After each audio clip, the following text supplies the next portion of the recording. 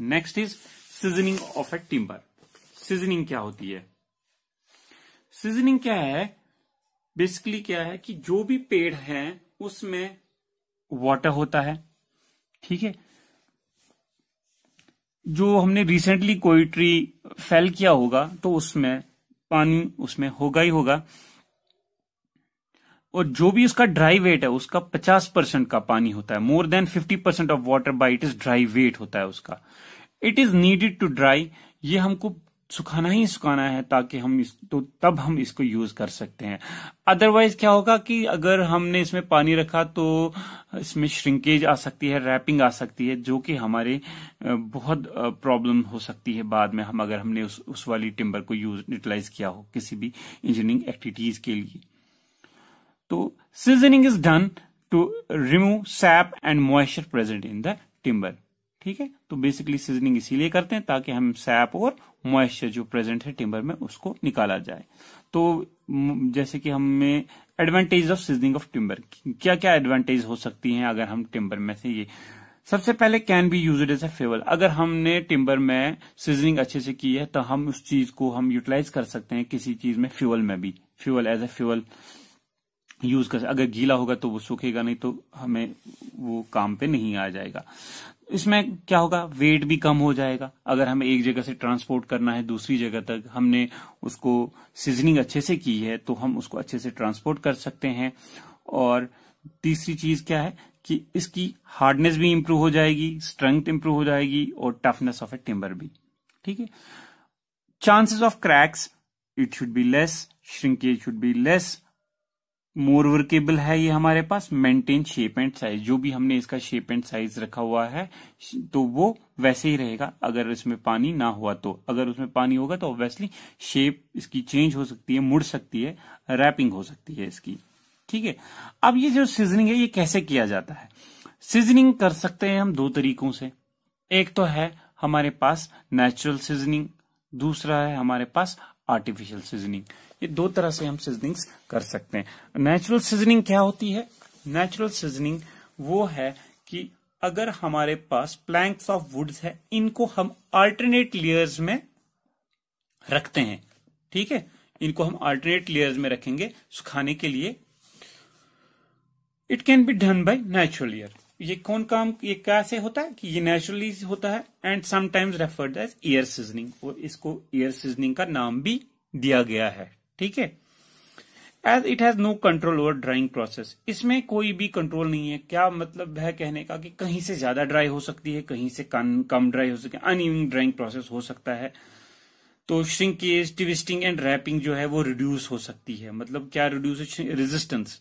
Resistance मतलब हम रोक नहीं पाते हैं इसको कि रैप होने से, श्रिंकेज होने से, क्योंकि कहीं से ज्यादा पानी हो सकता है, कहीं पे कम पानी ड्राई हो गया तो उसकी वजह से इसमें रैपिंग आ सकती है। और नेक्स्ट इसमें टाइम ज्यादा लग जाता है, महीनों लग जाते हैं इसमें, बहुत ज्यादा महीने, इवन कभी कभार साल तक भी लग जाता है ये इन चीजों को इस तरह से सुखाने के लिए। और इसमें कोई भी ह्यूमिडिटी और टेम्परेचर का कंट्रोल हम नहीं कर सकते हैं, तो ये टाइम कंज्यूमिंग है, नेचुरल प्रोसेस है ये हमारा। तो नेक्स्ट आता है आपका आर्टिफिशियल सीजनिंग। आर्टिफिशियल सीजनिंग के बहुत सारे मेथड्स हैं। तो हम सबसे पहले मेथड जो है वो बॉइलिंग का है। अब जो ये बॉइलिंग में क्या होता है भाई, बॉइलिंग में क्या करते हैं हम, सबसे पहले इमर्स जो है हम टिम्बर को करेंगे पानी में और फिर हम बॉईल करते रहेंगे उस पानी को, ठीक है। 3 से 4 घंटे तक वो पानी को बॉईल करते रहना है हमें, ठीक है। फिर एक टाइम आएगा हम 4 घंटे के बाद उसको पानी से बाहर कर देंगे और उसमें क्या होगा, उस वुड में जो है राइज इन टेम्परेचर हुआ होगा उस टाइम पे, और जो ही राइज इन टेम्परेचर होगा इवेपोरेशन रेट जो है वो फास्टर हो जाएगी, क्विकर हो जाएगी, तो इवेपोरेशन रेट जल्दी हो सकती है, ठीक है। और इस चीज से क्या हो सकता है कि जो भी हमें सैप है वो वॉश आउट हो जाएगा, ठीक है। और फिर इसको ड्राइड अंडर शेड के अंदर ही करना है, ठीक है। तो वही चीज लिखी है इसमें, timber is immersed in the water and water is then boiled about 3 to 4 hours.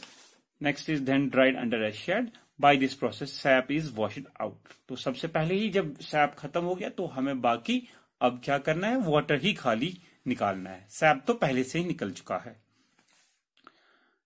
तो ये था boiling. Next is chemical seasoning. Chemical seasoning क्या है जी? केमिकल सीजनिंग है कि हम कोई साल्ट इसमें इंसर्ट करते हैं, पानी में साल्ट डालते हैं और फिर टिम्बर को भी इंसर्ट उसी में कर देते हैं, इमर्स कर देते हैं बेसिकली टिम्बर को। और उस साल्ट से भी क्या होता है कि रेट ऑफ इवेपोरेशन जो है इंक्रीज होती है, टाइम कंजम्पशन जो है उसमें लेस लगेगा इवेपोरेट होने में। तो क्या है बेसिकली हमने क्या किया, इसको हम साल्ट सीजनिंग भी कह सकते हैं। Timber is immerse in solution of suitable salt, क्या है जैसे कि सोडियम क्लोराइड है, सोडियम नाइट्रेट है, ठीक है, ये कुछ साल्ट है जिनमें हम उसको डाल सकते हैं। फिर हम जो सीजन है वो ऑर्डिनरी वे में करेंगे जैसे करते हैं ड्राई, फिर सम एयर ड्राइंग से। Chances of formation of external cracks are reduced. इस चीज से जो हमने साल्ट प्रोवाइड किया तो इसमें चांसेस होते हैं कि एक्सटर्नल जो क्रैक्स है वो रिड्यूस हो जाते हैं इसमें से। और जो टिम्बर है वो ड्राई पहले अंदर से हो जाती है, इसमें अंदर से ड्राई स्टार्ट होना हो जाती है और धीरे धीरे धीरे अंदर से अगर ड्राई हो गई तो इसका मतलब हमें हमारे से सैप जो है सबसे पहले सैप रिमूव होने लगेगा, ठीक है, फिर धीरे धीरे धीरे धीरे बाहर तक ड्राई होना स्टार्ट हो जाएगी। Next is electric seasoning. ये जो है इलेक्ट्रिक सीजनिंग बहुत ही रेयर यूज करते हैं क्योंकि ये अनइकोनॉमिकल है बेसिकली। और जो भी हमें इलेक्ट्रिक करंट पास करनी है तो अगर हमारे पास ड्राई वुड होगी तो उसमें तो पास नहीं हो जाएगी। तो बेसिकली ये ग्रीन वुड जो मतलब हमने रिसेंटली फेल किया होगा, मतलब ऑब्वियसली बात है कि उसमें ही ये पास हो जाएगी क्योंकि water is a good conductor of electricity. तो उस वजह से इलेक्ट्रिसिटी पास होने की वजह से जो है सेल्स में जो मॉइस्चर है वो धीरे धीरे ड्राई आउट होना स्टार्ट हो जाएगा, ठीक है। ये जो टेक्निक है ये इकोनॉमिकली ये बहुत महंगी भी है, कॉस्टली है और इलेक्ट्रिसिटी कंजप्शन भी बहुत ज्यादा करती है। In this method electric current is passed through the green timber logs and is enough to dry out, ठीक है, dry out the moisture of the cells. The technique involves costly equipments and electric consumption is so high. This process is basically uneconomical. तो ये process जो है uneconomical और ये बहुत ही rare ही use होता है ये वाला process. Next is clean seasoning. अगर देखा जाए तो क्लीन सीजनिंग सबसे बेस्ट मेथड है। क्लीन सीजनिंग जो है वो सबसे बेस्ट मेथड है for seasoning of A would. वो क्यों? इसमें बेसिकली क्या है कि एक कंट्रोल्ड सिस्टम है हमारे पास, एक कंट्रोल सिस्टम है, टेम्परेचर का ह्यूमिडिटी का हम कंट्रोल कर सकते हैं और उसमें हमें जो है यूनिफॉर्म सीजनिंग हो सकती है, एक अच्छी क्वालिटी ऑफ सीजन टिम्बर हमें फॉर्म में मिल जाती है। इसमें क्या होता है, सबसे पहले एक चैम्बर क्रिएट किया होता है, उस चैम्बर में हम प्लेस करते हैं वुड्स को, उस चैम्बर में प्लेस करेंगे वुड्स को in the form of Planck's जो भी होंगे वेल मैनर्ड में वहां पे हम रखेंगे। तो उसके बाद टेम्परेचर ह्यूमिडिटी को कंट्रोल करके उसमें हम सीजनिंग करवाएंगे और टेम्परेचर को 35 to 38 डिग्री सेंटीग्रेड तक रखा जाता है और धीरे धीरे जो है हमारी वहां पे वो वुड जो है सीजनिंग हो रही होती है उसमें, ठीक है। तो इस चीज को मैं कहूंगा कि ये सबसे बेस्ट मेथड है। उसमें क्या है कि यूनिफॉर्म सीजनिंग होती है इसमें, ठीक है। Next is water seasoning. Water seasoning में क्या होता है कि वाटर सीजनिंग में क्या हम कहेंगे, फॉर एग्जाम्पल ये जो है, फॉर एग्जाम्पल हम कहेंगे ये एक लॉग ऑफ वुड है, ठीक है, और यहां से ये दरिया बह रहा है, ठीक है, दरिया बह रहा है, स्ट्रीम बह रही है, यहां से पानी आ रहा है इसके अंदर, इस लॉग के अंदर आ रहा है पानी। तो इसमें क्या हो रहा है, इसमें क्या हो रहा है कि हमने एक लॉग जो है वो एक फ्लोइंग रिवर वाटर में डाल दिया, हमने वहां पे डाल दिया फ्लोइंग में, उसको उसी तरह से हमने रखा हुआ है, तो फ्लोइंग रिवर वाटर में डाल दिया। और इसमें क्या है, जो कि सैप जो है इसमें, इस वुड में जो सैप है, सबसे पहले वाटर जो है धीरे धीरे इसमें इंसर्ट करना स्टार्ट हो जाएगा उस लॉग में और धीरे धीरे जो सैप है सैप को रिमूव करता जाएगा और वाटर उस जगह पे इंसर्ट होती जाएगी। तो इसका मतलब क्या है कि हम इसको सैप को सबसे पहले ही इंटरनल जो है तो उसमें से वो निकल आएगा, ठीक है, वो वॉश अवे हो जाएगा। उसके बाद हम लॉग्स को बाहर निकाल देते हैं, ठीक है, और जो बाहर निकाल तो फिर हम क्या करते हैं, उसमें जो है वाटर प्रेजेंट होती है उसको ड्राई करते हैं फिर बाय एयर सीजनिंग से, ठीक है, वहां पे रखते हैं और उस तरह से वो ड्राई होती है। तो टाइम रिक्वायरमेंट जो है इसका, इसमें लगभग 3 से 4 हफ्तों तक हमें लग जाते हैं, 2 से 3 भी कह सकते हो आप लोग। तो उसमें तो ये था हमारा आज का टॉपिक, यहां तक हम आज सीजनिंग तक हमने देख लिया। नेक्स्ट इंशाल्लाह हम अगले लेक्चर में देखेंगे किसकी, एक ट्री की, ठीक है। Next is sapwood, another layer is sapwood, जो फॉर एग्जांपल हमने यहां पे बताया था कि this is heartwood and this is sapwood, ये वाला पोर्शन। तो सैपवुड क्या है, the outer layer between heartwood and cambium layer, जो लेयर कैम्बियम लेयर और हार्टवुड के बीच में है उसको हम कहते हैं सैपवियम वुड, उसको कहते हैं हम सैपवुड। ये बेसिकली लाइट कलर की होती है। ये जो है ये वाला पोर्शन ये हमारा एक्टिव होता है ट्री में, और जिसकी वजह से हमें ग्रोथ मिलती है ट्रीज में। For example it is light in colour and takes active part in the growth of the tree. Next is it is not responsible any strength to the tree, इस चीज से कोई स्ट्रेंथ हमें provide नहीं होती है, बस जाके ग्रोथ मिलती रहती है। जो भी ट्रीज हमें बढ़ते रहते हैं तो इसमें बेसिकली एक समझो एक विस्कस फ्लूइड जैसा होता है जो कि ग्रोथ के लिए इंपॉर्टेंट होता है। न्यूट्रिएंट्स जो होते हैं हमारे, जो कि रूट से आके हमारी ट्री में चले जाते हैं, तो वो इसी से होता है, सैपवुड से, ठीक है। अब आते हैं हम कैम्बियम लेयर पे। कैम्बियम लेयर क्या है, ये एक थिन लेयर होती है जो इन बिटवीन है हमारी सैप और बार्क के बीच में, ठीक है। तो उस चीज को हम कहते हैं इस चीज को कहते हैं हम कैम्बियम लेयर, ठीक है। तो ये क्या है, बेसिकली ये वो लेयर है जो कि further growth number of years की जितने भी होते जा रहे हैं तो ये कन्वर्ट हो जाएगी। ये कैम्बियम लेयर जो है ये कन्वर्ट होगी इनटू सैपवुड में, ठीक है। इसी तरह से फिर हमारे पास जो नेक्स्ट लेयर्स आती रहती हैं तो वो नई नई ग्रोथ से हमें डेवलप हो जाती हैं एज पर एज।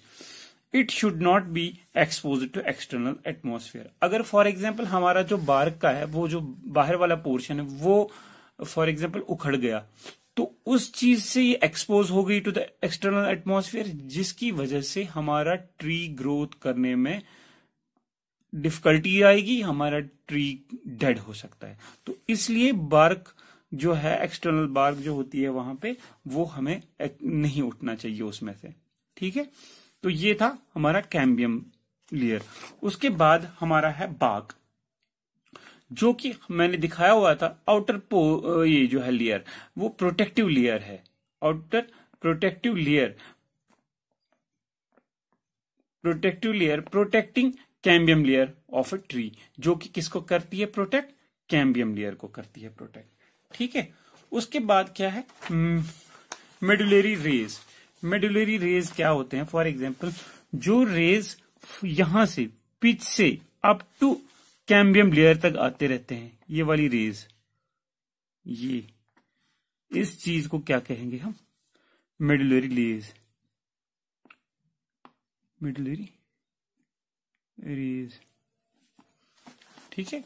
इस चीज को हम क्या कहेंगे, मेडुलरी रेज। ये रेडियल फॉर्म में होती है। For example these are radial fibres extending from pith up to the cambium layer, ठीक है। ये क्या करती हैं, ये होल्ड करती है inner rings of the heartwood and sapwood in position and imparts strength to it.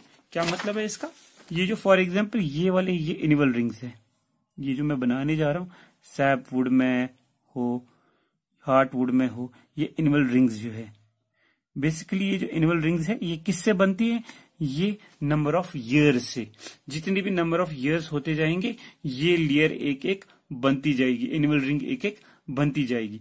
और अगर हमें किसी ट्री की एज निकालनी है तो हमें यही नंबर ऑफ लेयर्स काउंट करके हम उस ट्री की एज निकाल सकते हैं। तो उस चीज को कहते हैं annual layers, annual rings, sorry. तो ये था हमारा मेडुलरी रेज।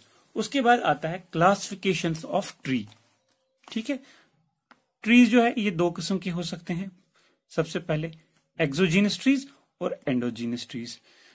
एक्सोजीनस ट्रीज की दो टाइप्स है, कन्फायर्स और डिसिडियस। फिर कन्फायर्स में जो है उसमें हमें सॉफ्टवुड प्रोवाइड होता है, और जो डिसिडियस है उसमें हमें हार्डवुड प्रोवाइड होगा।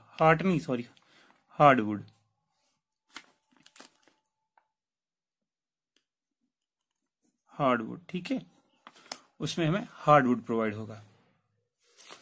नेक्स्ट हम देखेंगे एक्सोजीनस ट्रीज क्या होती हैं। ये वो ट्रीज हैं जो कि बल्क हो जाएंगे आउटवर्ड्स। आउटवर्ड मींस कि फॉर एग्जांपल हमारा ट्री इतना सा था, वो बल्क ऐसे से बढ़ रहा है, ट्री बढ़ रहा है, तो आउटवर्ड्स बल्क हो रहा है, तो उस ट्री को हम कहेंगे एक्सोजीनस ट्रीज। उसमें से नंबर 1 है कन्फायर्स। ये क्या चीज है? कन्फायर्स क्या होते हैं? कन्फायर्स जो हैं वो ट्रीज है जो कि हमारे पास जिनमें एवरग्रीन रहते हैं, ग्रीन ट्रीज रहते हैं। ये हमेशा ग्रीन ही रहती हैं। और इसमें क्या होता है कि बेसिकली क्या देखा गया है कि इनका जो फ्रूट भी होता है ये बेसिकली कोन शेप्ड का फ्रूट होता है। इसमें से मोस्टली कोन शेप्ड के फ्रूट्स मिलते हैं इसमें, और सॉफ्ट वुड होती है, लाइट भी होती है वो, एंड कलरफुल भी होती है, ठीक है। और जो ये मैंने एनिमल रिंग्स जो बताए थे वो डिस्टिंक्ट होते हैं, ठीक है, डिस्टिंक्ट होते हैं वो। डिस्टिंक्ट मीन्स दूर दूर होते हैं इसमें रिंग्स जो है। फॉर एग्जाम्पल ये मैंने लिखा हुआ है, they bear cone shaped fruits, leaves of these trees do not fall till new ones are grown. तब तक इनके पत्ते नहीं गिरते जब तक कि दूसरे पत्ते नहीं आते। They are also known as evergreen trees. Wood obtained from these trees are soft, weak, light-weighted and colored. They possess distinct annual rings. इसमें क्या है? दूर दूर रिंग्स होती हैं, और मिडुलरी रेज जो है वो कह सकते हैं वो पास पास है, ठीक है। तो एग्जाम्पल्स हैं उनमें से पाइन ट्री है, चेयर ट्री है, देवदार है, स्पर्स है, फर है, एक्स्ट्रा। अब डेसिडियस ट्रीज ये क्या है? ये इनके अपोजिट है। इनके जो लीव्स है वो बहुत ब्रॉड होते हैं, ठीक है। और ये जो है इनमें क्या होता है, इन ट्रीज में इनमें मोस्टली जो लीव्स है वो ऑटम में ही गिरते हैं, और जो ग्रो होते हैं वो कब स्प्रिंग में होते हैं ग्रोथ, ठीक है। और दूसरी चीज क्या है कि उनमें हमें डार्क कलर होता है, लाइट, ये हेवी वेट हो सकते हैं, ये हार्ड हो सकता है। ये हमारे पास ये वाली डिसीजस ट्रीज से जो भी हमें टिम्बर मिलेगा। These trees are also termed as broadleaf trees. Number 2, they shed their leaves in autumn. मतलब उनके लीव्स जो है वो गिरते हैं ऑटम में, सितंबर दिसंबर के पीरियड्स तक, which again grows back in spring. मार्च जून में फिर से उगना स्टार्ट होते हैं, ठीक है, इनके पत्ते। और these trees possess indistinct annual rings. क्या मतलब है इसका? कि जो रिंग्स है वो जो है इनडिस्टिंक्ट है, मीन्स पास है इसमें पास है। और मिडुलरी रेज जो होती हैं वो इसमें थोड़ी दूर दूर होती हैं, ठीक है, इसमें दूर दूर होती है मिडुलरी रेज। और जो हमें वुड है, would obtained in dark in colour, heavy weight, strong and hard मिलता है हमें, ठीक है। एग्जाम्पल्स क्या है? बबूल का पेड़ है, मैगोनी, ओक, साल, टीक, शीशम, एक्स्ट्रा। ये कुछ ऐसे पेड़ हैं जो डिसीजस ट्रीज से हमें मिलते हैं, ठीक है। Next is endogenous trees. अब ये एंडोजीनस ट्रीज क्या होते हैं? एंडोजीनस ट्रीज वो है, जैसे कि हमने कहा था एक्सोजीनस ट्रीज जो है वो आउटवर्ड्स बड़े हो जाते हैं। ये क्या है कि इंटरनली अंदर से ही बड़े हो जाते हैं और लॉन्गिट्यूडनल डायरेक्शन में बढ़ जाते हैं। देखिए, they grow in bulk in inward direction, possesses fibrous mass along their longitudinal direction. उनमें क्या है कि फाइब्रस मास जो होता है वो पूरा अंदर से ही उनमें बढ़ जाता है। वो थिकनेस भी अगर उनमें होती है वो अंदर से ही बढ़ जाती है, न कि वो बाहर से आउटवर्ड में फैल जाते हैं। फॉर एग्जाम्पल ऐसे पेड़ हैं, बैम्बो होता है हमारे पास, शुगर केन वाली ट्रीज होते हैं हमारे पास, पाम ट्रीज है। तो उन ट्रीज को हम एंडोजीनस ट्रीज कहते हैं। तो अब जो है हमारे पास दो ट्रीज हैं, एक्सोजीनियस और एंडोजीनियस। तो हमारी जो इंजीनियरिंग एक्टिविटीज के लिए जो यूज होती हैं वो हमें एक्सोजीनियस ट्रीज यूज आती हैं, चाहे वो कन्फाइनर्स हो चाहे वो डेसिडियस ट्रीज हो, पर एक्सोजीनियस ट्रीज को हम यूटिलाइज नहीं करते हैं फॉर इंजीनियरिंग एक्टिविटीज। हाँ, इनको हम फॉर एग्जांपल हमारे कुछ बैम्बू से कुछ हम क्रिएट करते हैं, फॉर एग्जांपल प्लेटफॉर्म वगैरह, तो वो इन चीजों से, पर हम इंजीनियरिंग एक्टिविटीज के लिए वो यूज नहीं करते हैं। अब जो है प्रोसेसिंग ऑफ टिम्बर, कैसे हम टिम्बर को मतलब यूटिलाइज कैसे कम काम ला सकते हैं। अगर ट्रीज का तो हमें पता चल गया, अभी तक हमें ट्रीज का पता चल गया, प्रोसेसिंग ऑफ टिम्बर कैसे करते हैं, तो ये 4 पॉइंट्स में हम बता सकते हैं। सबसे पहले अगर हमारे पास ट्री है तो उसको हम गिराएंगे, फैलिंग ऑफ ट्री करेंगे, ठीक है। उसके बाद next is seasoning of the tree. What is seasoning of the tree, हम धीरे धीरे आगे पढ़ेंगे। तो सीजनिंग बेसिकली क्या है कि उसमें से जो भी मॉइस्चर होगा वो निकाल बाहर करेंगे, तो उसको कहेंगे सीजनिंग ऑफ अ ट्री। फिर है उसके बाद conversion of timber, conversion of timber. उसके बाद जब हमने सीजनिंग भी कर दी, उसके बाद हम क्या करते हैं, कन्वर्ट करते हैं उस टिम्बर को in the form of logs, sorry in the form of जो शेप है, हमें फॉर एग्जांपल कन्वर्ट करनी है, हमें बड़े बड़े प्लैंक्स चाहिए, ठीक है, तो उस तरह से हम उनको कन्वर्ट करेंगे। तो फिर इसी तरह से प्रिजर्वेशन ऑफ टिम्बर, फिर जो हम जब हम यूटिलाइज करते हैं ये काम लेके करते हैं इन पे, तो ओवरऑल पे ये डिके भी हो सकती हैं, तो हम उसको प्रिजर्वेटिव्स कुछ फॉर एग्जांपल पेंट्स वगैरह कुछ भी कर लेते हैं, तो जिसकी वजह से हमें ये हमारी टिम्बर जो सही रहेगी। तो अब हम पहले वाला देखेंगे, फेलिंग ऑफ अ ट्री क्या होता है। तो सबसे पहले जो है हमें पेड़ काटना है। पेड़ कब काटेंगे, ये हम कभी भी किसी टाइम पे भी पेड़ नहीं काट सकते हैं। ये एक अप्रोप्रिएट एज होती है एक ट्री की, कि जब वो मैच्योर हो उस टाइम पे काटा जाए। अगर अनमैच्योर होगा तो वो प्रॉब्लमेटिक होगा।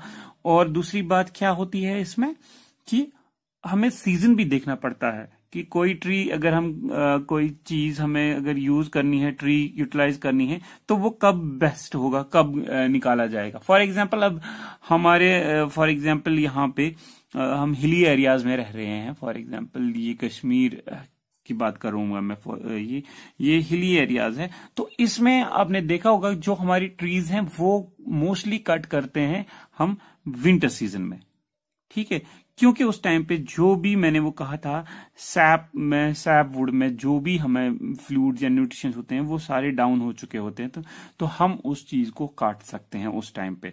इसी तरह से जो हमारे प्लेन एरियाज हैं, फॉर एग्जांपल जो बाहर देखा जाएगा, तो उसमें से क्या होता है कि वहां पे तो टेम्परेचर जो है वेरी करता रहता है, टेम्परेचर वेरिएशंस होती रहती है वहां पे। तो उस टाइम पे हम वहां पे क्या करते हैं, तो मोस्टली वहां पे समर सीजन में भी पेड़ हम काटे जा सकते हैं। तो यहां पे क्या है, the process of cutting down of trees is called felling of trees. Number 2, it should be done at appropriate age when trees has attain certain age of maturity. तो ठीक है, तो मैच्योरिटी जब इनके आएगी तो उसी टाइम पे हम काटा जाएगा पेड़ को। तो at about age of 50 to 100 years of age, तो क्या कहा जाता है कि 50 से 100 साल की उम्र तक पेड़ अलग अलग टाइप के होते हैं, उनमें अलग अलग टाइप की एज हो सकती है। तो हम मोस्टली कहते हैं कि अगर 50 से 100 साल तक की एज में पेड़ को काटा जाए तो वो हमारे लिए बेनिफिशियल हो सकती है, ठीक है। तो ये और दूसरी चीज है, ये उस तरह से काटा जाए कि जिस तरह से हमें मैक्सिमम टिम्बर मिले। वरना क्या करेंगे, हमारे पास फॉर एग्जांपल मैंने वो पिक्चर दिखाई थी आपको इससे पहले कि हमारे पास ट्री है, फॉर एग्जांपल ये ट्री है, तो हमारा ट्रंक यहां से यहां तक है, तो हम मोस्टली कोशिश करेंगे ये पूरा से ट्रंक हम काट डालें ताकि हमें मोस्ट टिम्बर यूज मिले। हम मोस्टली हमें टिम्बर जो इतना भी काम किया जाए हमें। तो बेसिकली क्या कहना चाहता हूं मैं कि अगर हमने यहां पे काटा होता, इस डायरेक्शन में काटा होता यहां से यहां, तो हमारी टिम्बर यहां से ही मिलती और इतना सारा पोर्शन वेस्ट हो जाता। तो हम इस तरह से देखते हैं कि कहां तक मैक्सिमम पोर्शन हमें ट्रंक का मिल जाए, ठीक है। तो वही चीज यहां लिखे, तो it should B cut in a way that maximum amount of timber can be obtain. It should be done in suitable seasons when SAP would is at rest, ठीक है। जब सैप वुड क्या हो, रेस्ट में, तो तभी हम इस चीज को काट सकते हैं। ठीक है। तो मोस्टली क्या करते हैं हम हिली सीजन्स में, क्या करते हैं हिली सीजन्स में विंटर में हम काट देते हैं और प्लेन सीजन्स में हम समर को काट देते हैं। ठीक है, ये था आपका felling of trees. Next is seasoning of a timber. Seasoning क्या होती है? सीजनिंग क्या है? बेसिकली क्या है कि जो भी पेड़ है उसमें वाटर होता है। ठीक है, जो हमने रिसेंटली कोई ट्री फेल किया होगा तो उसमें पानी उसमें होगा ही होगा, और जो भी उसका ड्राई वेट है उसका 50% का पानी होता है। More than 50% of water by it is dry weight होता है उसका। It is needed to dry, ये हमको सुखाना ही सुखाना है ताकि हम तो तब हम इसको यूज कर सकते हैं। अदरवाइज क्या होगा कि अगर हमने इसमें पानी रखा तो इसमें श्रिंकेज आ सकती है, रैपिंग आ सकती है, जो कि हमारे बहुत प्रॉब्लम हो सकती है बाद में, हम अगर हमने उस वाली टिम्बर को यूटिलाइज किया हो किसी भी इंजीनियरिंग एक्टिविटीज के लिए। तो seasoning is done to remove sap and moisture present in the timber. ठीक है, तो बेसिकली सीजनिंग इसीलिए करते हैं ताकि हम सैप और मॉइस्चर जो प्रेजेंट है टिम्बर में उसको निकाला जाए। तो जैसे कि हमें advantage of seasoning of timber, क्या क्या एडवांटेज हो सकती हैं अगर हम टिम्बर में से ये, सबसे पहले can be used as a fuel. अगर हमने टिम्बर में सीजनिंग अच्छे से की है तो हम उस चीज को हम यूटिलाइज कर सकते हैं किसी चीज में, फ्यूल में भी, fuel as a fuel use कर। अगर गीला होगा तो वो सूखेगा नहीं, तो हमें वो काम पे नहीं आ जाएगा। इसमें क्या होगा, वेट भी कम हो जाएगा। अगर हमें एक जगह से ट्रांसपोर्ट करना है दूसरी जगह तक, हमने उसको सीजनिंग अच्छे से की है तो हम उसको अच्छे से ट्रांसपोर्ट कर सकते हैं। और तीसरी चीज क्या है कि इसकी हार्डनेस भी इंप्रूव हो जाएगी, स्ट्रेंथ इंप्रूव हो जाएगी और टफनेस ऑफ ए टिम्बर भी। ठीक है, chances of cracks it should be less, shrinkage should be less, more workable है ये हमारे पास, मेंटेन शेप एंड साइज, जो भी हमने इसका शेप एंड साइज रखा हुआ है तो वो वैसे ही रहेगा अगर इसमें पानी ना हुआ तो। अगर उसमें पानी होगा तो ऑब्वियसली शेप इसकी चेंज हो सकती है, मुड़ सकती है, रैपिंग हो सकती है इसकी। ठीक है, अब ये जो सीजनिंग है ये कैसे किया जाता है? सीजनिंग कर सकते हैं हम दो तरीकों से। एक तो है हमारे पास नेचुरल सीजनिंग, दूसरा है हमारे पास artificial seasoning.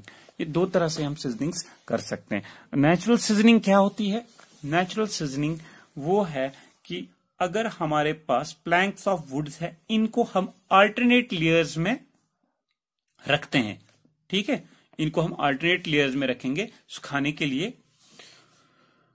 It can be done by natural layer. ये कौन काम, ये कैसे होता है कि ये नेचुरली होता है and sometimes referred as air seasoning, और इसको एयर सीजनिंग का नाम भी दिया गया है। ठीक है, as it has no control over drying process, इसमें कोई भी कंट्रोल नहीं है। क्या मतलब है कहने का कि कहीं से ज्यादा ड्राई हो सकती है, कहीं से कम ड्राई हो सकती है, अनइवन ड्राइंग प्रोसेस हो सकता है।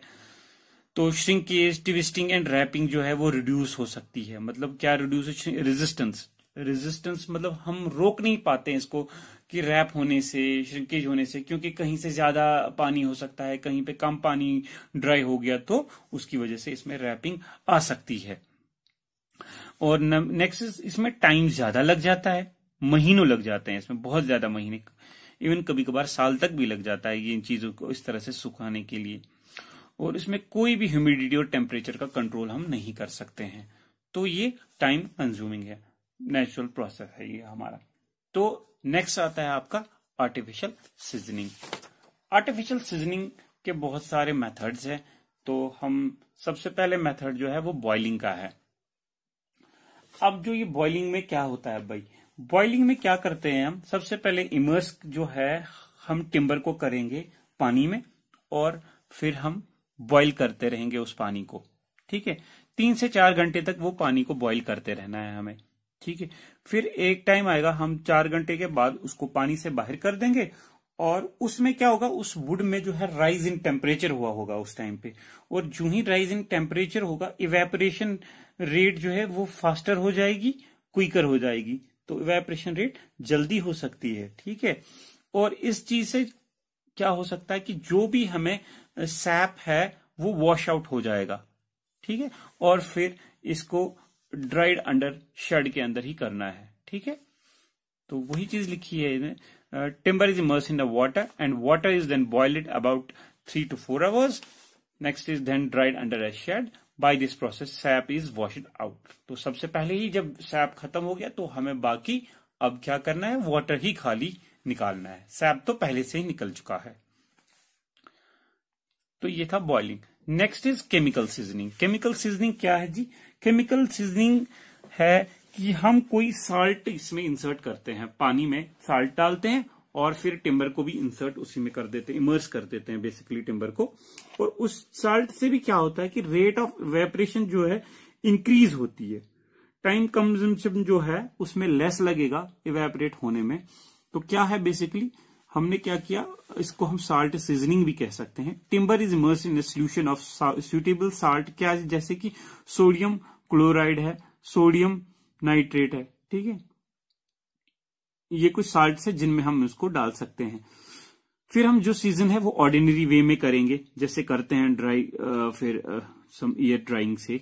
Chances of formation of external cracks are reduced. इस चीज से जो हमने साल्ट प्रोवाइड किया तो इसमें चांसेस होते हैं कि एक्सटर्नल जो क्रैक्स है वो रिड्यूस हो जाते हैं इसमें से, और जो टिम्बर है वो ड्राई पहले अंदर से हो जाती है, इसमें अंदर से ड्राई स्टार्ट होना हो जाती है और धीरे धीरे धीरे अंदर से अगर ड्राई हो गई तो इसका मतलब हमें हमारे से सैप जो है सबसे पहले सैप रिमूव होने लगेगा, ठीक है, फिर धीरे धीरे धीरे धीरे बाहर तक ड्राई होना स्टार्ट हो जाएगी।